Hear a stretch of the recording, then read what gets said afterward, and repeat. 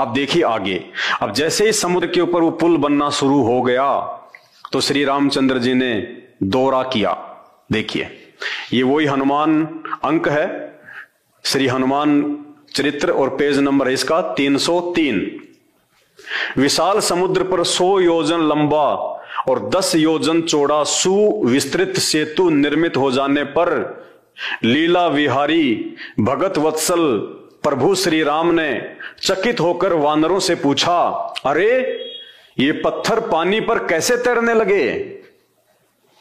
देखिए पुल का काम जब पूरा हो गया और श्री रामचंद्र जी जो अपनी स्त्री वियोग में व्याकुल थे, एकांत में वो बैठे रहते थे मायूस उदास, और जब मुनिंदर ऋषि जी के आशीर्वाद से पूरी सेना ने मिलकर समुद्र पे इतना लंबा चौड़ा पुलिया बना दिया, उसके बाद में लोगों ने रामचंद्र जी से कहा कि भगवान पुल बनके तैयार है, आइए। तो श्री रामचंद्र जी आश्चर्यचकित होकर, क्या पुल तैयार हो गया? वो देखने के लिए गए और वो क्या बोले, भगत वत्सल प्रभु श्री राम ने चकित होकर वानरों से पूछा, अरे ये पत्थर पानी पर कैसे तैरने लगे? श्री रामचंद्र जी आश्चर्यचकित होकर पूछ रहे हैं, क्या पुल बन गया? कैसे बना? और जाके देखा तो बड़े बड़े पत्थर, बड़े बड़े वो शिलाखंड पानी पर तैर रहे हैं। तो श्री रामचंद्र जी कह रहे आश्चर्यचकित होकर, ये लिखा हुआ है, 50 वर्षों से लिखी हुई है पुस्तक, हनुमान अंक, गीता प्रेस गोरखपुर से। और आपको पता है कि गीता प्रेस गोरखपुर केवल जो प्रमाणित बातें होती हैं उन्हीं को छापता है। तो आश्चर्यचकित होकर श्री राम ने पूछा, अरे ये पत्थर पानी पर कैसे तैरने लगे? अगर श्री रामचंद्र जी ने ही अपने आशीर्वाद से या अपनी पावर से अगर समुद्र पर पुल बनाया होता, या श्री रामचंद्र जी की शक्ति से यदि वो पत्थर पानी पे तैर रहे होते, तो श्री रामचंद्र जी को ये आश्चर्यचकित होने की क्या आवश्यकता थी? उन्हें तो मालूम ही था। लेकिन नहीं, अभी आपने जो राम कहानी सुनी, वास्तविक परमपिता परमेश्वर सतगुरु रामपाल जी भगवान के मुख कमल से हकीकत वो है। तो श्री रामचंद्र जी को जैसे लोगों ने बताया और वे गए, देखते हुए आश्चर्यचकित हो गए, अरे ये पत्थर पानी पर कैसे तैरने लगे? वानरों ने अत्यंत विनय पूर्वक उत्तर दिया, प्रभु आपके राम नाम की महिमा है, उसी के प्रताप से पर्वत और बड़े बड़े शिलाखंड समुद्र पर तैर रहे हैं। वो वानर जिनको पता ही नहीं था, जिस समय वो चर्चा हो रही थी मुनिंदर ऋषि के साथ में, क्योंकि आम सेना को थोड़ी ना कोई उनके पास में आने देगा, वहां तो मुखिया थे, मैन। वानरों ने अत्यंत विनय पूर्वक उत्तर दिया, प्रभु आपके राम नाम की महिमा है, उसी के प्रताप से ये पर्वत और बड़े बड़े शिलाखंड समुद्र पर तैर रहे हैं। कौतूहलवश आश्चर्यचकित होके श्री रघुनंदन ने छोटे छोटे 2-3 पत्थर उठाकर समुद्र के जल पर रखे, पर वे सब के सब डूबकर नीचे चले गए। तब श्री रामचंद्र जी ने क्या किया, जब लोगों ने यह कहा कि प्रभु ये तो आपके राम नाम की महिमा से ये पत्थर पानी पे तैर रहे हैं, तो श्री रामचंद्र जी ने आश्चर्यचकित होकर, क्या वास्तव में मेरे नाम की महिमा से ये तैर रहे हैं?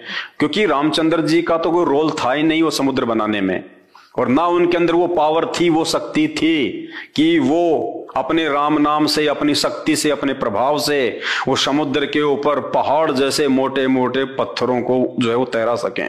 तो रामचंद्र जी ने जब सुना वानरों के मुख से, तो रामचंद्र जी को बड़ा आश्चर्य हुआ, और रामचंद्र जी ने एग्जाम्पल के लिए, ये देखने के लिए क्या वास्तव में मेरी शक्ति से ही ये पत्थर पानी पे तैर रहे हैं, उन्होंने 2 छोटे छोटे पत्थर के टुकड़े समुद्र में डाले, और डालते ही वो अंदर चले गए, डूब गए।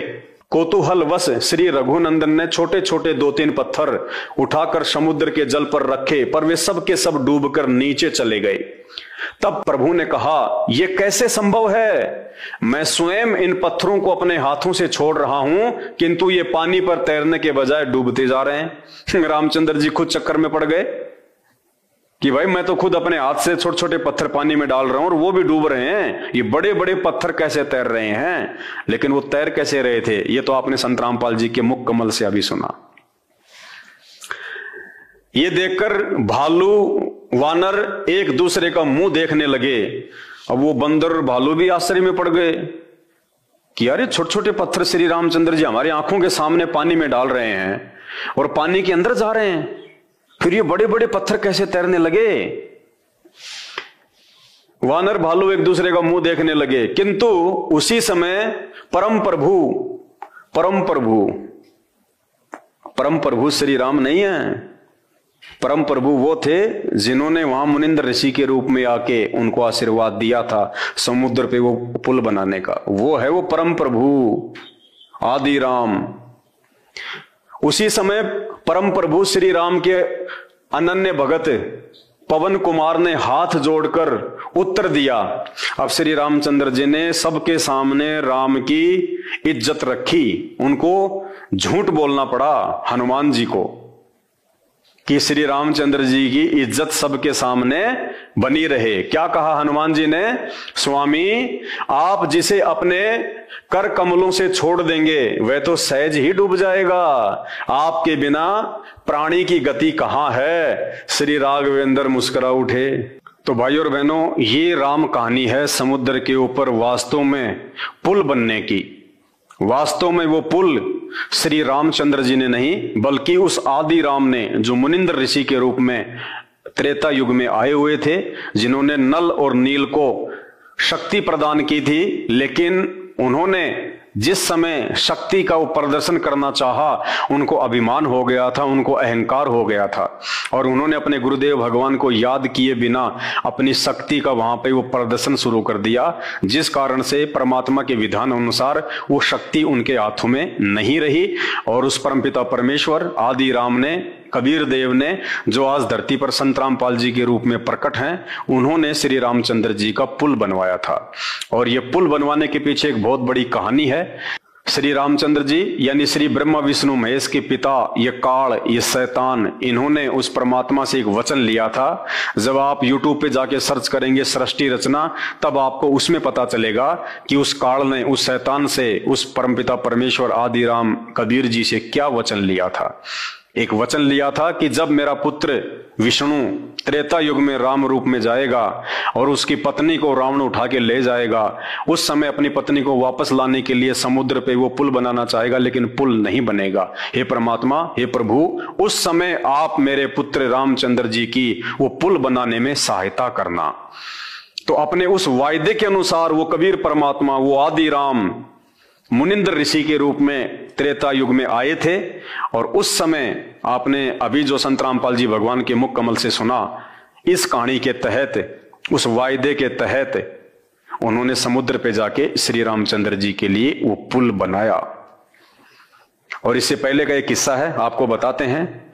वो परमात्मा हनुमान जी को पहले भी मिले थे, क्योंकि हनुमान जी को अहंकार हो गया था कि श्री रामचंद्र जी का सबसे बड़ा मैं सेवक हूं और जो काम श्री रामचंद्र जी का मैं कर दूंगा वो कोई नहीं कर पाएगा।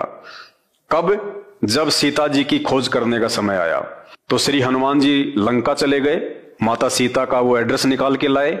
वापस आते समय उनको प्यास लगी तो एक ऋषि के आश्रम में वो नीचे उतरे और उनके हाथ में जो वो मुद्रिका थी, जो सीता जी ने उनको अंगूठी दी थी, उनको भय था कि अंगूठी कहीं मेरे से जो है गुम ना हो जाए। अगर अंगूठी कहीं गुम हो गई तो श्री रामचंद्र जी मेरे ऊपर यकीन नहीं करेंगे कि वास्तव में सीता जी लंका में ही है। तो देखिए, आपको इसी पुस्तक से दिखाते हैं। ये वही पुस्तक है, श्री हनुमान अंक रघुपति प्रिय भगत वात जातम नमामि। इसका पेज नंबर है ये 292 हनुमान अंक का। और इसमें क्या लिखा हुआ है? श्री आनंद जी ने यानी हनुमान जी ने मात्र प्रदत्त यानी माता जी के द्वारा दी गई अंगूठी, चूड़ामणि और मुद्रिका अत्यंत आदर पूर्वक ले ली और माता के परम पावन चरणों में प्रणाम कर लौट पड़े।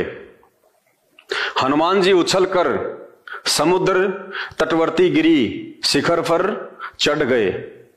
पर्वत उनका वेग सहन न कर सका, चूर्ण हो गया। उसी समय लोक पिता माने यानी ब्रह्मा जी ने श्री हनुमान जी के द्वारा लंका दह के विस्तृत विवरण से पूर्ण एक पत्र श्री राम को देने के लिए हनुमान जी को दिया। श्री राम दूत चतुरानन का पत्र एवं माता जानकी की चूड़ामणि और मुद्रिका लेकर समुद्र के ऊपर वेग पूर्वक उड़ते हुए चले। वे भयानक सिंहनाद करते हुए जा रहे थे। उत्तर दिशा में समुद्र के पार जाने पर वे नीचे उतरे।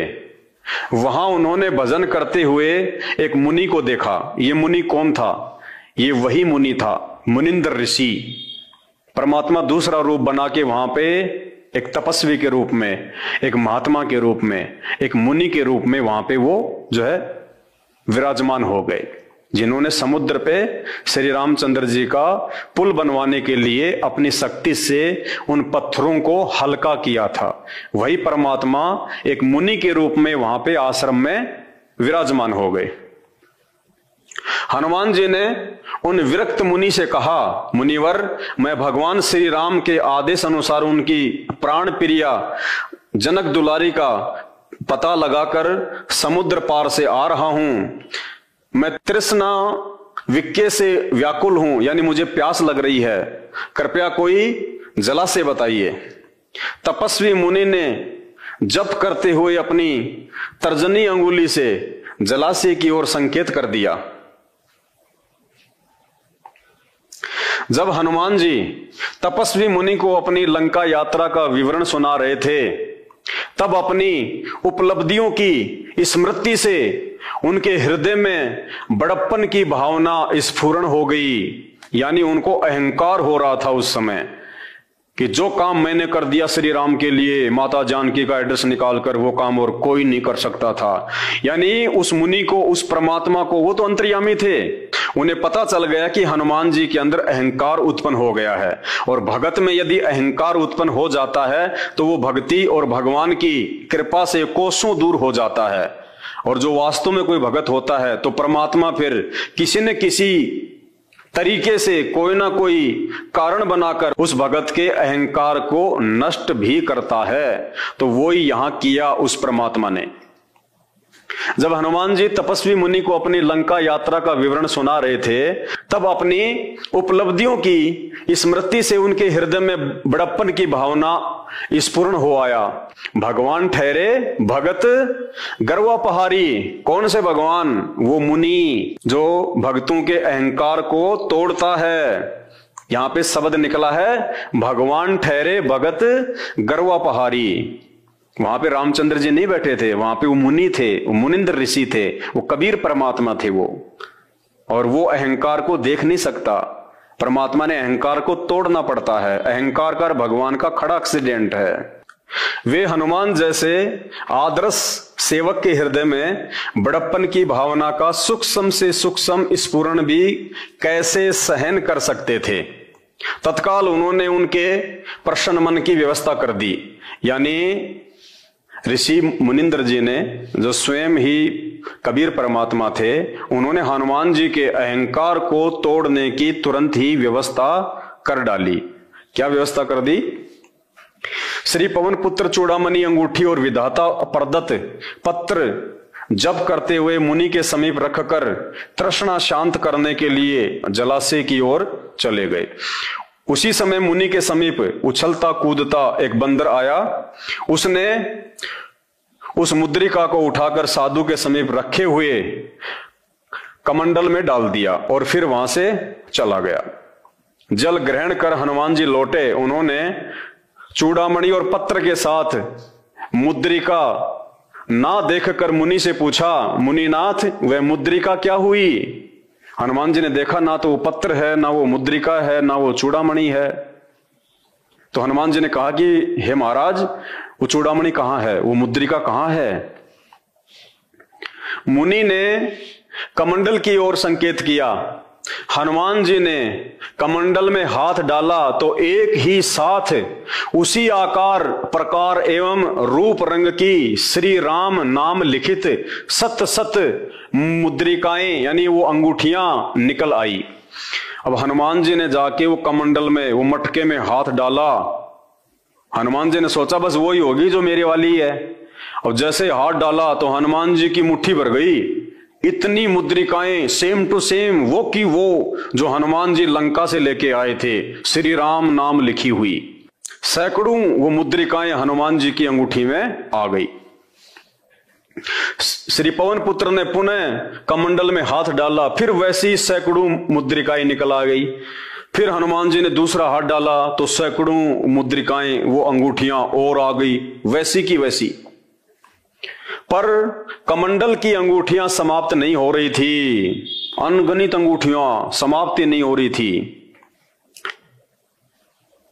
उनकी लाई हुई अंगूठी कौन सी थी? महावीर अंजनावर्धन समझ न सके, हनुमान जी भी समझ नहीं सका कि मेरी वाली कौन सी है और जो बाकी हैं वो कौन सी है। सब एक जैसी, सेम टू कॉपी। उनके आश्चर्य की सीमा ना रही। चकित श्री पवन नंदन ने मुनि से पूछा, मुनिराज इतनी मुद्रिकाएं कहां से आई और इनमें मेरे द्वारा लाई गई मुद्रिका कौन सी है? वयोवृद्ध मुनि ने उत्तर दिया, यानी परमेश्वर ने जवाब दिया, प्रत्येक अवतार में श्री सीता हरण के उपरांत जब जब राघवेंद्र सरकार ने यानी श्री रामचंद्र जी ने पवन कुमार को यानी हनुमान जी को उनका पता लगाने के लिए भेजा है, तब तब हनुमान ने लंका में सीता से मिलकर यहां अंगूठियां रखी हैं और बंदरों ने उनको उठाकर इस कमंडल में डाल दिया। इनमें तुम अपनी अंगूठी पहचान कर ले लो। परमात्मा ने क्या कहा जो मुनि रूप में थे कि जब जब विष्णु का श्री रामचंद्र रूप में अवतार हुआ है और उनकी पत्नी को रावण ने उठाया है, तब तब एक हनुमान हर बार सीता का एड्रेस निकालने के लिए जाता है, वापस यहीं आता है और यहीं ऐसे वो पानी पीता है और ये मुद्रिका यहां पे रख देता है और ये बंदर उठा के इस मटके में डाल देता है। अब भैया तेरी वाली कौन सी है, तू तेरी उठा और ले ले। तो हनुमान जी चक्कर में पड़ गए कि महाराज ये तो सब सेम टू सेम है, मालूम ही नहीं पड़ रहा।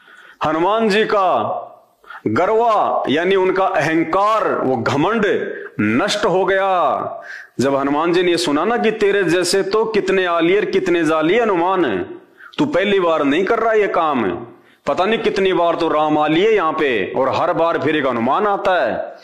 वो हनुमान ऐसे ही माता सीता का पता निकाल के आता है और वही वास्तव में, क्योंकि अपनी आंखों से देख लिया हनुमान जी ने, उस मटके में गिनती नहीं इतनी अंगूठियां पड़ी हैं। इसका मतलब आज से पहले ना जाने कितने हनुमान आ गए, तेरी क्या औकात है।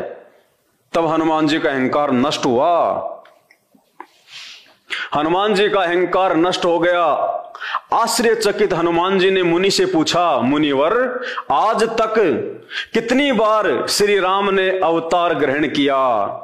अब ये लीला देख के आंखों के सामने हनुमान जी ने कहा कि हे भगवान, हे मुनिवर, आज तक कितनी बार श्री रामचंद्र जी का जन्म हो चुका है, वो कितनी बार आ चुके हैं, उनके अवतार हो चुके हैं, इनमें तो अंगूठियों की कोई गिनती नहीं है। मुनि ने उत्तर दिया, कमंडल से मुद्रिकाएं निकाल कर गिन लो। भगवान ने कहा कि इस कमंडल से, इस मटके से ये मुद्रिका निकाल के भाई आप ही गिन लो कि यहां पे श्री रामचंद्र जी का कितनी बार जो है वो जन्म हो चुका है, कितनी बार उनके अवतार हो चुके हैं। हनुमान जी अंजलि भर भर कर अंगूठियां निकालने लगे, किंतु उनका अंत नहीं हुआ। हनुमान जी जैसे योद्धा, हनुमान जी जैसे वीर पुरुष मुट्ठी भर भर के निकालने लगे, लेकिन अंत नहीं हुआ। जैसे वो दुशासन जिसमें 1000 हाथियों जितना बल था और वो द्रौपदी की साड़ी खींच खींच के पसीने में पसीना हो गए, लेकिन द्रौपदी की साड़ी का अंत नहीं आया। उसी प्रकार हनुमान जी मुट्ठियों भर भर के निकालने लगे, लेकिन उस कमंडल में से उन मुद्रिकाओं का अंत ही नहीं हो रहा था। यानी इतने अवतार, इतने जन्म यहां पे श्री राम के, श्री कृष्ण जी के हो चुके हैं और हनुमान आ चुके हैं यहां पे इतने। हर बार एक नई आत्मा को ये शैतान हनुमान बना देता है। एक ही आत्मा हर बार हनुमान नहीं बनती, आत्माएं चेंज होती रहती हैं, शरीर वो ही रहता है। तब हनुमान जी का घमंड चकनाचूर हो गया कि तेरे जैसे महाबली तो ना जाने कितने होके जाली हैं। इससे ये भी और इससे यह भी साबित होता है कि वर्तमान में हम जिस हनुमान जी को पूज रहे हैं वो कौन सा हनुमान है। उनके जैसे तो लाखों लाखों लाखों करोड़ों होके जालिए, हम कौन से हनुमान को पूज रहे हैं। हनुमान जी अंजलि भर भर कर अंगूठियां निकालने लगे, किंतु उनका अंत नहीं हुआ। उन्होंने मुनि के चरणों में प्रणाम किया और फिर मन ही मन कहने लगे, भगवान श्री राम की लीला गुण एवं शक्ति का अंत नहीं, उनके अवतारों की भी संज्ञा नहीं। यानी भगवान कितनी बार जन्म ले चुका, कितनी बार वो मर चुका, कहते हैं कोई अंत ही नहीं। मेरे पूर्व भी यानी मेरे से पहले भी प्रभु श्री राम की आज्ञा से सहस्त्रों हनुमान यानी हजारों हनुमान माता सीता का पता लगा चुके हैं, फिर मेरी क्या गणना। हनुमान जी कह रहे मेरी तो औकात ही क्या, मेरी तो गिनती क्या, जब मेरे से पहले हजारों लाखों हनुमान माता सीता का पता निकालने के लिए आ चुके हैं, जन्म ले चुके हैं। भाई और बहनों, ये अध्यात्म है। आप कौन से श्री राम की भक्ति कर रहे हो? कौन से दशरथ पुत्र श्री राम को पूज रहे हो? कौन से हनुमान की भक्ति कर रहे हो? असंख्य हनुमान आ लिए, असंख्य करोड़ों, गिनती नहीं है। ये आपकी आंखों के सामने हनुमान अंक गीता प्रेस गोरखपुर से प्रकाशित 50 साल से ऊपर हो गए, एक एक चीजें सत्य लिखी हुई हैं। ये सारा का सारा रहस्य, ये सारा का सारा माजरा आपको उस समय पता चलेगा जब आप संत रामपाल जी के YouTube पे जाके सत्संग सुनना शुरू करेंगे। सृष्टि रचना संत रामपाल जी महाराज, सुन लो समय रहते और उस आदि राम की पहचान कर लो, उस वास्तविक और असली राम की पहचान कर लो।